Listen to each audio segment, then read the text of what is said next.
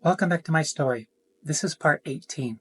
I had just left off with my counselor had told me that she was leaving counseling.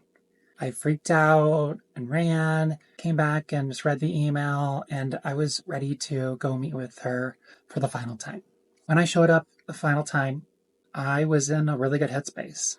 I had my list of questions like I always did when I went and saw her, but as we went through all these questions, I grew so much, and by the end, instead of asking her who she recommended for me, I said, I think I'm ready to see somebody who is a gender identity specialist.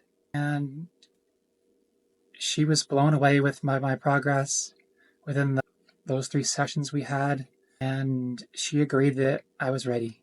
I was ready to go start to figure me out.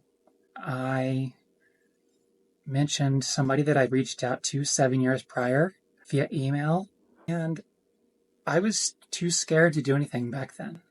I didn't reply to the email. I just kind of put it back in the back along with all of the stuff that I was just hiding back in my past. I realized that now I was ready, so I reached out to this person who had been doing this for over 20 years and scheduled a session with her. We had some amazing sessions together.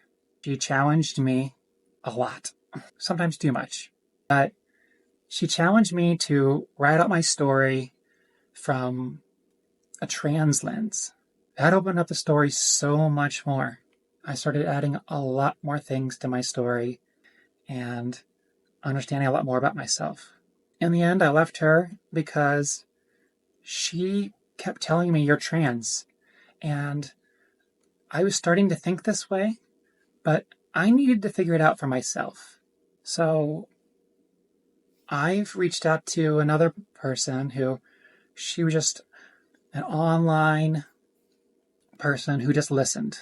I needed somebody that did more than just listen to me. I needed somebody that did to challenge me or just give me some kind of something to take away from each session. The next one I reached out to, she was all of it.